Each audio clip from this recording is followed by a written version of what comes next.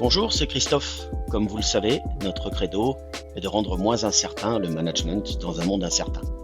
Et ce podcast est là pour vous donner les clés pour manager efficacement dans un environnement contraint. Bonjour Christine, aujourd'hui tu vas nous partager tes expériences sur comment entretenir la dynamique d'équipe dans la durée. Ça s'apparente plus à un marathon qu'à un sprint, non? Bonjour Christophe, bonjour mes auditeurs préférés. Exactement. Alors, pour illustrer ça, tu sais que j'ai un goût particulier pour les analogies parce qu'elles permettent de visualiser les choses. Alors, la mobilisation d'une équipe, pour moi, elle peut être assimilée à un feu de camp. Il faut le lancer, bien sûr, mais surtout l'alimenter, le protéger et le surveiller. Alors, maintenir la mobilisation et la dynamique d'équipe, tu vois, Christophe, c'est comme quand on décide de faire un feu de camp. Au départ, il y a les brindilles, l'allumette qui est amenée par l'extérieur, la flamme, les braises et tout le processus qu'il faut maintenir pour qu'il ne s'éteigne pas. Lorsque les contraintes ou la crise surviennent, il faut éviter que le feu ne s'éteigne. Et là, regarde, hein, quand tu fais un feu, trop de vent, il va s'emballer, se disperser, pas assez d'oxygène, il va s'étouffer. Pour que le feu tienne, il faut ajuster ses interventions pour l'entretenir. Et dans une équipe, c'est exactement pareil. On ne peut pas être tout le temps en tension. Il faut trouver le bon équilibre entre le rythme, les pauses, les prises de recul, autrement dit des temps forts et des temps de relâche. Sinon, c'est l'épuisement collectif assuré, Christophe. Alors ça passe par quoi? En premier, de vrais moments de pause ou de déconnexion. Accepter de décrocher et de ne pas être indisponible non-stop. Et notamment avec l'introduction dans notre environnement personnel de travail, de nos portables, de nos téléphones, des montres maintenant dans lesquelles on a tout.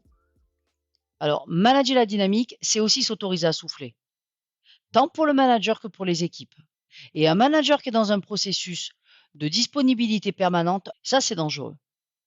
Ensuite, je vous engage à adopter une gestion réaliste des urgences. Tout n'est pas urgent.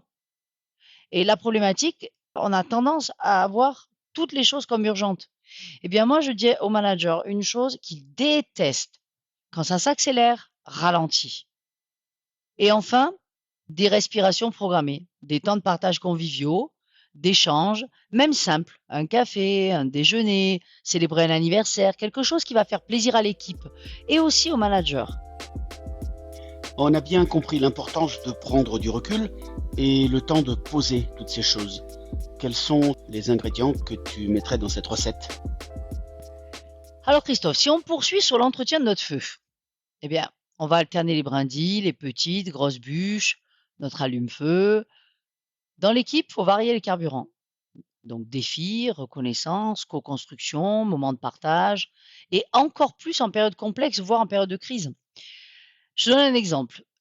Réfléchir ensemble sur des sujets ou des ajustements à faire, ou mettre en avant des idées collaboratives, donner des missions valorisantes et célébrer surtout les moments de fierté collective. Ça va passer par ces éléments-là. L'énergie va venir aussi de la diversité des contributions. Puis le feu de camp, c'est pas au manager seul de l'alimenter. Chacun peut amener une bûche, un souffle ou une étincelle. Mais ça, Christophe, c'est possible quand le collectif se sent concerné.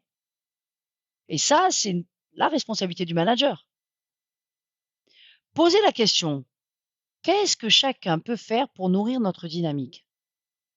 Et là, ce n'est plus le manager qui motive seul, c'est grâce au cadre qu'il pose en termes de responsabilité, d'autonomie, de fréquence et de qualité d'échange que l'équipe entretient son automotivation. Qu'est-ce qu'on risque en fait, Christine, à ne pas être suffisamment attentif au maintien de cette dynamique collective?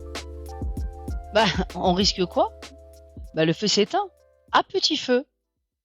L'enthousiasme disparaît, les initiatives se figent, l'ambiance se refroidit, et puis un jour, tu te rends compte que tout le monde est là, mais plus personne n'est dedans. Tu vois, Christophe, entretenir la dynamique, ce n'est pas accessoire, c'est vital. Christine, tu sais que j'aime beaucoup quand tu donnes à nos auditeurs un truc dont tu as le secret. Quel serait-il aujourd'hui, dis-moi? Alors, voici un outil minute qu'on peut tester avec l'équipe en 5 minutes. Le scan FEU. F-E-U. F pour fierté. Qu'est-ce qui vous rend fier cette semaine? E comme énergie. Où en êtes-vous? Votre énergie, elle est haute, elle est moyenne, elle est basse. Et U comme un coup de pouce. Mais le bon, qu'est-ce qui pourrait rallumer un peu la flamme? Rapide, visuel, impactant. Alors je vous laisse avec cette citation. Ce ne sont pas les flammes qui réchauffent l'équipe, c'est le feu qu'on alimente ensemble. Et n'oubliez jamais, votre entreprise fonctionne aujourd'hui. Ne cassez rien. Ajustez seulement quelques détails essentiels. Et si ce court développement a éveillé chez vous une idée ou une action immédiate, nous avons atteint notre objectif. Faites-vous confiance. À bientôt.